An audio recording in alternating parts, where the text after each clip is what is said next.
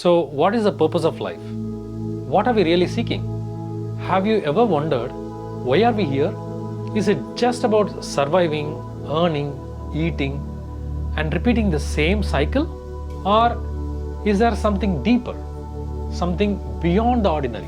The real purpose of life is to break our limitations, grow internally and externally, and blossom into our highest potential. Every human being has a deep, natural longing, a pull towards something greater.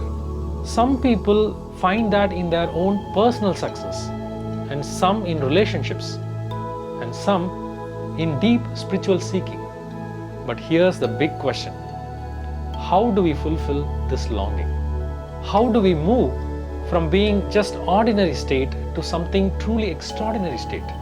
So there's an ancient system that answers all these questions, a path that millions of yogis, mystics and seekers have walked upon, and that is the path of yoga and spirituality.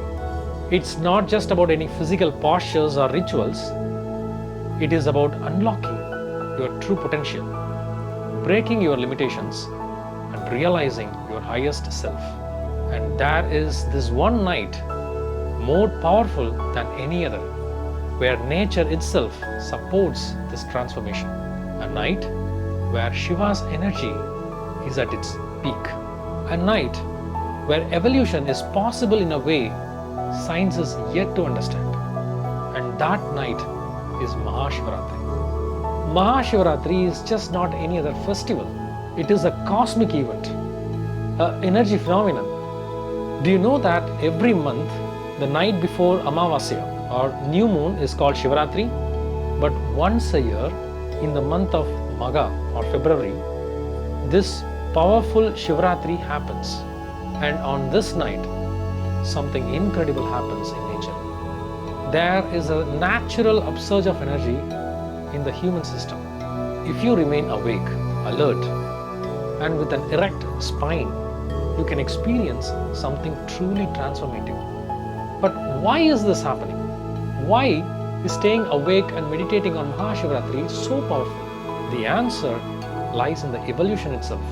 So how to evolve to the next dimension? So if you look at any species, what is the biggest leap in evolution? So from invertebrates to vertebrates, the spine emerges. And from four-legged creatures to upright human beings, the spine becomes vertical. The true development of the brain and higher consciousness happened only after the spine became vertical. So on Mahashivratri night, there is a natural energy uplift. If you just keep your spine vertical, you can tap into this cosmic force. So this is the greatest opportunity for spiritual elevation. The greatest mystics, sages and yogis have used this night for their ultimate transformation. But how do we experience this power? How do we make sure we don't miss this opportunity? Let's listen to this story that reveals the true power of Mahashivratri fasting and prayers. So once upon a time, there was this king named Chitrabhanu who was ruling his kingdom very peacefully. And when a great sage, Ashtavakra, visited his court on a Mahashivratri day. So as the sage was speaking about Mahashivratri's divine power, something strange happened. The king started remembering memories from his own past life. In his previous birth, he was just not a king. So he was just a very simple hunter named Suswara, surviving by hunting animals. But one fateful Mahashivratri night, something unexpected happened. He just got lost deep in the jungle while chasing a deer. And as he was hungry and thirsty, he started climbing a bilva tree near a Shivalingam. And fearing wild animals, he just stayed awake all the night. And unknowingly, he did three things that just changed his destiny. So the first one, he fasted because he had no food. And second, he stayed awake out of fear. And third, he plucked the bilva leaves and dropped them over the Shivalingam just to stay alert. Now, without realizing any of these, he performed the greatest Mahashivratri worship. And then something unbelievable happened. As the first light of dawn broke, Lord Shiva appeared before him. Now Shiva, smiling, blessed him with liberation and promised that in his next birth he would be a very great king. So that's how the hunter became King Chitrabhanu. And this ancient story reveals a powerful truth. Even just an accidental devotion on Mahashivratri can erase lifetimes of karma. Imagine what happens if you do that with full awareness. Now here is the biggest secret. Now you might be wondering that Shiva is the ultimate energy of transformation. But how do we get his grace? How do we access his divine presence? Just think about it. If you want to meet a king, can you just walk in? No. First, you must get past the gatekeeper, right? And in Shiva's cosmic kingdom, who is his divine gatekeeper? Right. It is Nandi, the mighty bull, the ultimate disciple and the guardian of Shiva's realm. So before knowing Shiva, we must know Nandi.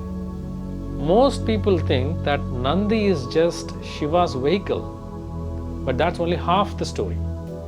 He is Shiva's most devoted disciple, the guardian of Kailash, and the embodiment of patience, strength and wisdom. And in every Shiva temple, you can see that Nandi always faces Shiva because he's always in deep meditation on his master. You want Shiva's blessings? You must get the grace of Nandi first. So why does even every Shiva temple have Nandi? Why do devotees whisper their wishes in Nandi's ears?